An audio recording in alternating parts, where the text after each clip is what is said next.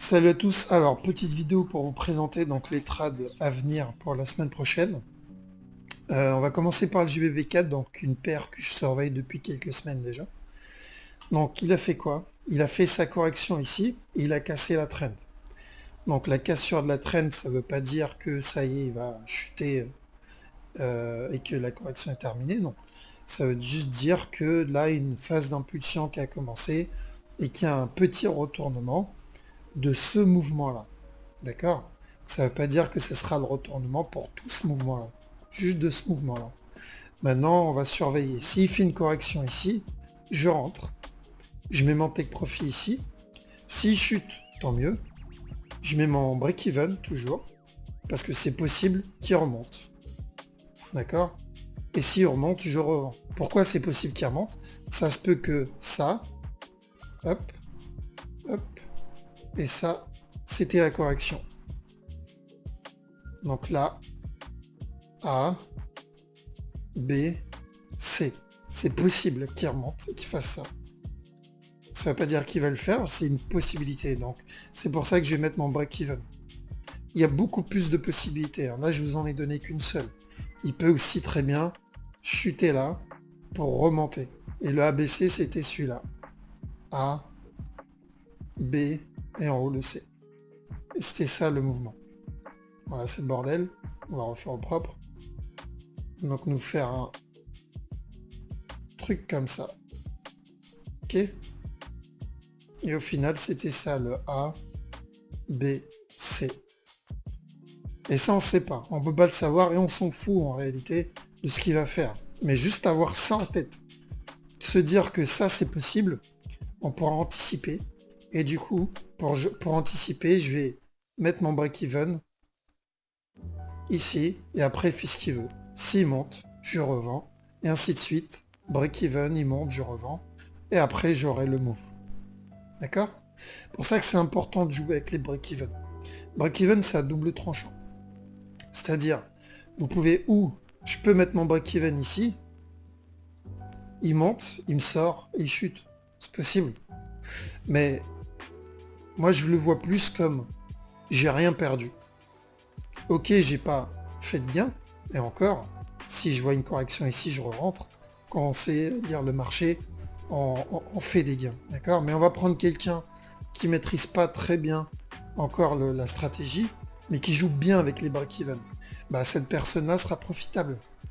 Pourquoi? Parce que même s'il loupe le mouvement, il est sorti là en break-even, c'est-à-dire en positif de quelques euros, quelques centimes même.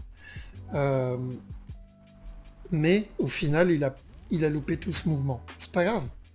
Il va en louper un, il va en louper deux, il va en louper trois. Mais il suffit qu'il en ait un seul qui passe, il est en positif. Parce que tous ces trades finissent en break-even. Et ceux qui passent, ils passent en positif.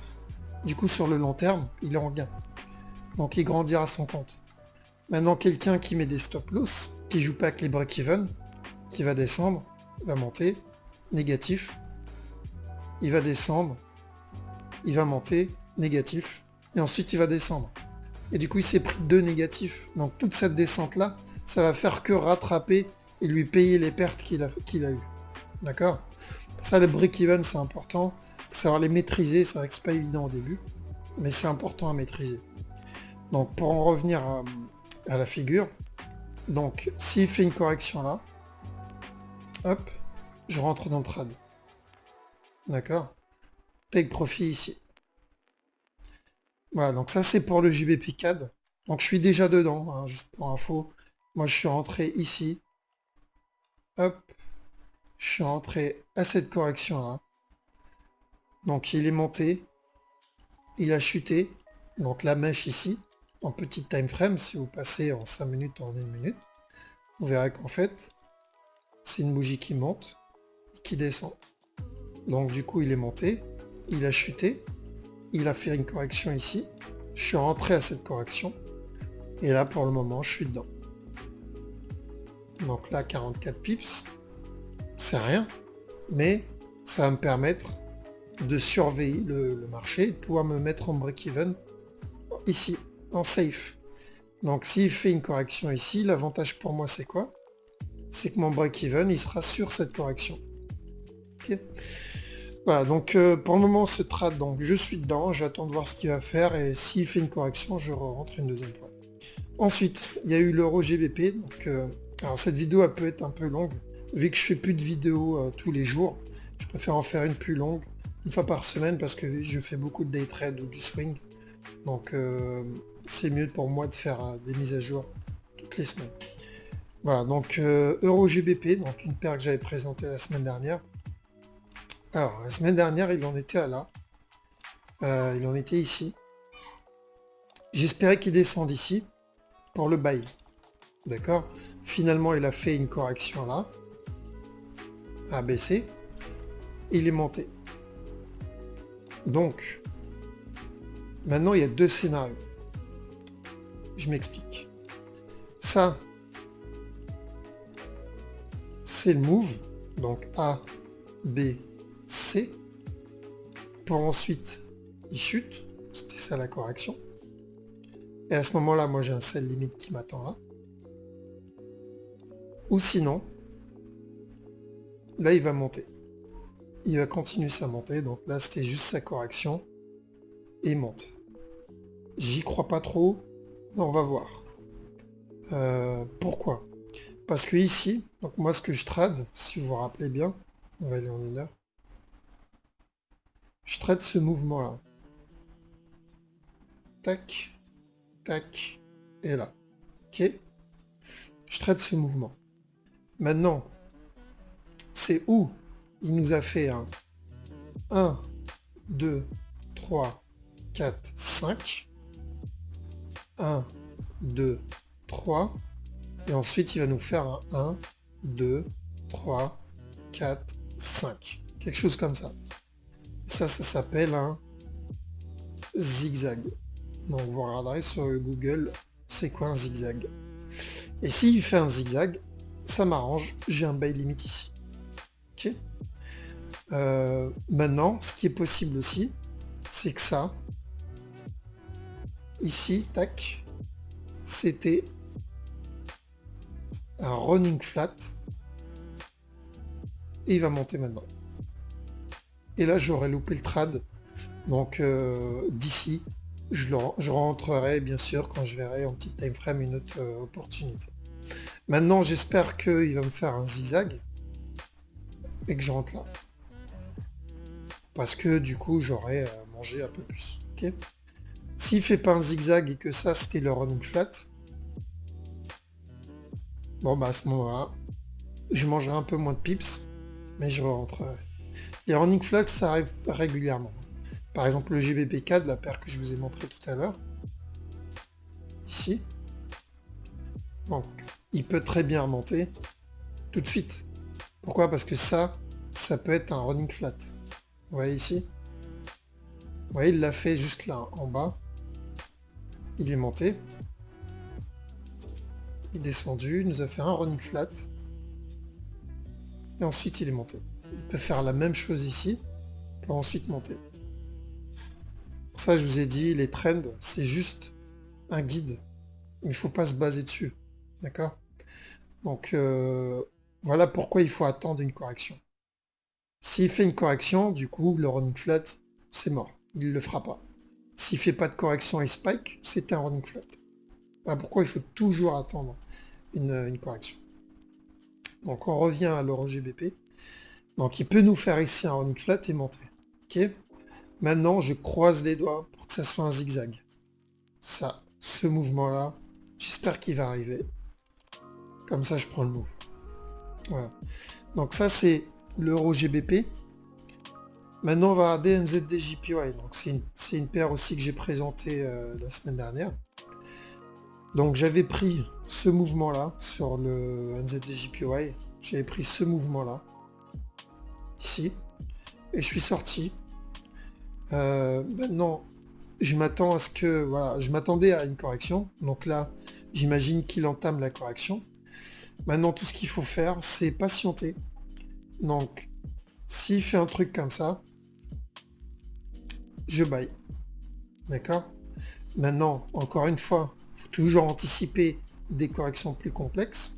Parce qu'il peut faire un truc comme ça, descendre, ensuite monter, ici, et ensuite descendre, ici. Et en fait, le mouvement, c'était ça. Hop, pour ensuite monter. D'accord? C'est possible, je sais que c'est possible, du coup j'anticiperai ce genre de mouvement. Pour le moment, j'attends qu'il corrige. Ici, je vendrai sûrement, je ferai un petit sell, et à partir de là, je me prépare pour un buy. Donc s'il fait une impulsion et corrige, je rentre en buy, et je suis le marché, avec mes break-even toujours. Ok? Donc correction, buy. Parce que n'oubliez pas que je trade ce mouvement-là. Donc c'est ce mouvement-là que je trade. Up pour un up jusqu'à là. D'accord? Voilà. Donc ça c'est le NZD JPY. Donc pour le moment je suis pas dedans. J'attends que la correction se termine. On va aller voir ensuite l'eau du USD. Donc eau du USD. Alors il nous a fait quoi? Là il est en train de nous faire donc après cette impulsion là. Ce mouvement ressemble à un mouvement correctif. Donc il faut aller en petite time frame, on va aller en H1 et voir ce qu'il fait. Donc il a hop, fait sa correction ici. Donc maintenant c'est très simple sur ce move là. S'il fait sa correction, je vends jusqu'à la trendline. S'il corrige ici, je mets mon break-even et je rentre en trade dans un autre sell ici. Jusqu'à là. D'accord? S'il rebondit, c'est possible qu'il rebondisse pour faire un dernier up pour ensuite chuter. D'accord? Donc pour le moment, s'il y a une correction, on vend. S'il n'y a pas de correction ici, je le répète, s'il n'y a pas de correction ici, vous ne vendez pas. S'il fait par exemple ici, si vous voyez qu'il corrige comme ça, on ne rentre pas dans le sell. Ça veut dire qu'il va y avoir un autre up. Si vous voyez dans ce up là, il corrige comme ça, vous ne rentrez pas dans le sell. Ainsi de suite. Vous ne rentrez pas dans le sell parce qu'il peut encore monter pour faire un dernier up. D'accord? Pourquoi il peut encore monter pour faire un dernier up, vous allez me dire? Bah, ça se peut que ça, c'est l'impulsion. Il va faire sa correction là. Tac. Pour ensuite faire le dernier up. Ça, c'est possible. C'est un mouvement qui est possible. Pour ensuite chuter. D'accord? C'est pour ça qu'il faut bien surveiller et anticiper les autres possibilités de correction. Par contre, s'il fait un truc comme ça, il monte, ensuite il descend là, et ensuite il monte là, un truc qui ressemble à ça, bon, moi je scelle. S'il fait ça, ça et ça, je scelle. D'accord? S'il descend ici, il casse et il monte là, je scelle. Pour ceux qui ont suivi mes vidéos, ils savent c'est quoi ce mouvement. D'accord? Voilà, donc correction ici, on scelle. S'il fait une impulsion et corrige comme ça, vous attendez. Donc, pour le moment, USD CAD, j'attends donc un sell. Parce que il y a la correction de ce mouvement-là. Hop, impulsion, correction, impulsion. Ok. Donc, voilà pour l'USD CAD, l'eau d'USD, pardon. On va aller regarder le gold. Donc, j'avais donné le signal pour le gold la semaine dernière. Donc, à savoir que je ne trade pas le gold, c'était sur une demande d'un viewer. Donc, le gold. Donc, la semaine dernière, j'avais dit quoi? S'il casse ce haut, on peut se préparer pour la vente. D'accord? Donc, pour le moment, qu'est-ce qu'il nous fait? Là, il est en correction. Donc, deux possibilités. Ça, c'est le mouvement de correction, de l'impulsion vers le bas. Là, il est en train de corriger. C'est possible, là, il corrige. Tac. Pour ensuite descendre. Et ensuite monter. Donc ça, c'était le 1, 2, 3 vers le bas. Ensuite, il va monter. Et le mouvement, c'était ça. Donc là, je vends. Et ensuite, la prochaine vague. Deuxième possibilité aussi, ça, c'était l'impulsion. Là, il corrige. Et là, il va monter. Je vends ici. Et le mouvement, c'était ça. D'accord? Donc, faut anticiper ce genre de mouvement-là. Tout ce que je sais, c'est qu'à partir de là, je me prépare un sell. Ce qu'il va faire ici, je m'en fous. Complètement. Moi, j'attends de le voir ici. Ok? Donc, parce que sur le long terme, comme on a dit, donc on attend à peu près le même mouvement que ça. Pour vendre. Ok? Parce qu'on revient sur le long terme, comme je vous ai dit, le gold. Hop, ici. Voilà. Le gold, il nous a fait l'impulsion là. Là, il corrige. Et je m'attends à l'impulsion ici. D'accord? Donc, celui qui arrive à avoir ce mouvement-là, je suis vraiment dégoûté de ne pas pouvoir trade le gold. Mais je le ferai pas, je le fais pas.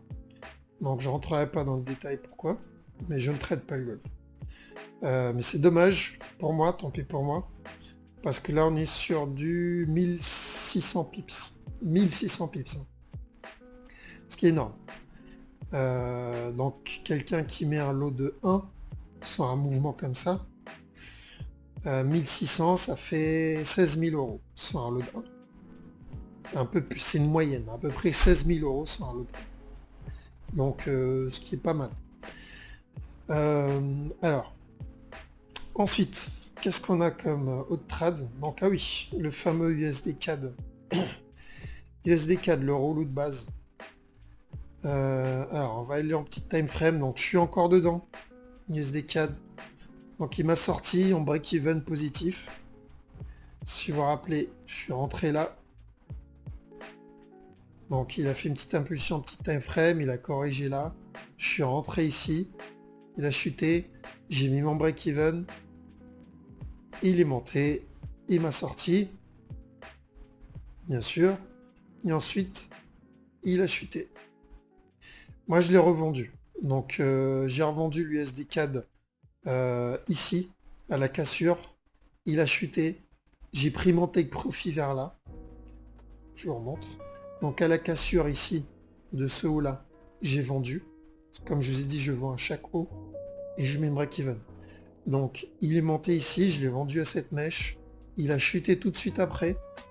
J'ai vu une impulsion vers là. Je suis sorti en positif. J'ai pris quelques take profit pour rembourser comment dire, le stop loss qui a été touché la dernière fois ici, je sais pas si vous vous rappelez. Là, j'ai remboursé ce loss là. Donc, j'ai pris mon TP là. Là, il est monté. Et j'ai recel ici. D'accord? Pourquoi j'ai recel?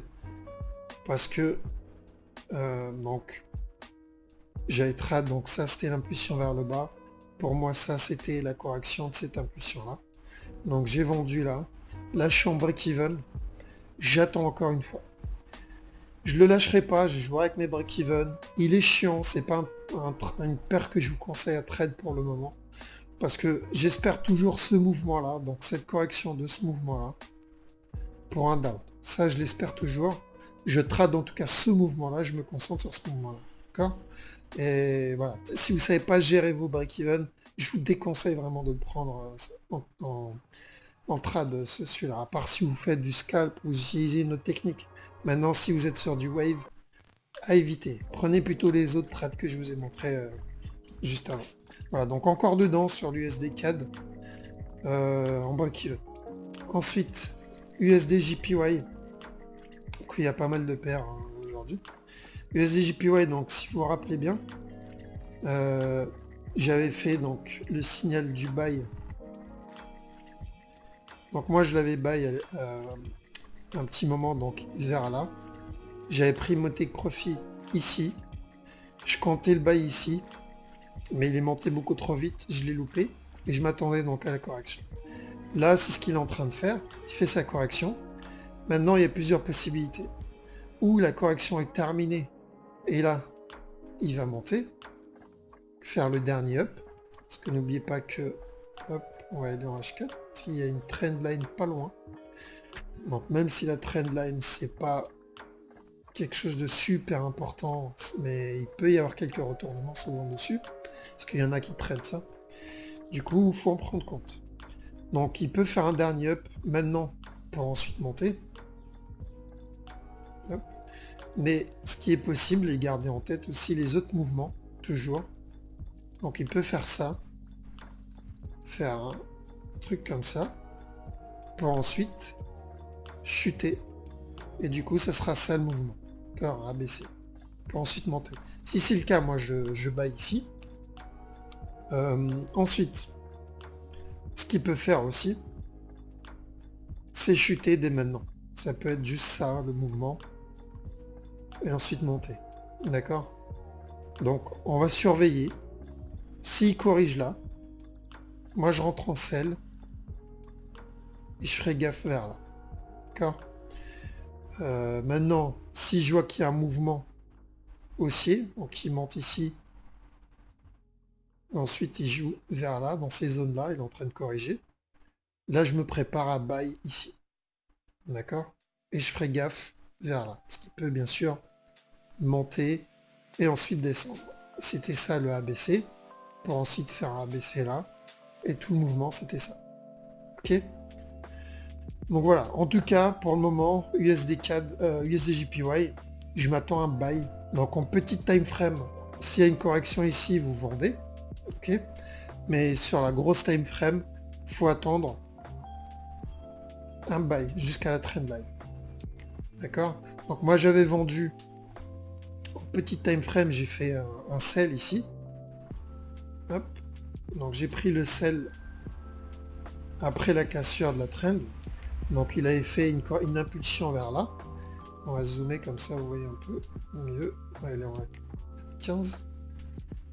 Hop. Ouais, c'est très simple, hein, le trade sur le wave.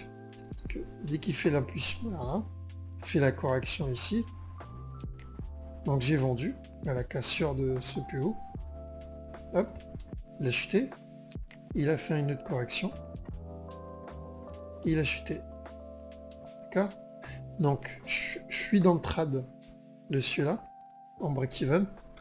Maintenant, on va voir ce qu'il va faire. Pour le moment, s'il me corrige là, ça veut dire qu'il va monter. Pour ensuite peut-être rechuter ou continuer, on ne sait pas. Faut le surveiller. Donc, long terme USD/JPY, buy. Court terme, pour le moment, sell. Ensuite, on a quoi? C'est tout. J'ai fait le tour. Donc, des paires que je surveille et des paires où je suis dedans. Donc, s'il y a de la nouveauté, comme d'habitude, je ferai une vidéo rapide, mais je pense que je vais rester sur la formule, une mise à jour par semaine avec un peu plus de paires. Voilà, donc n'hésitez pas à partager la vidéo. S'il y a des questions, postez-les dans les commentaires. Et sur ce, à la prochaine.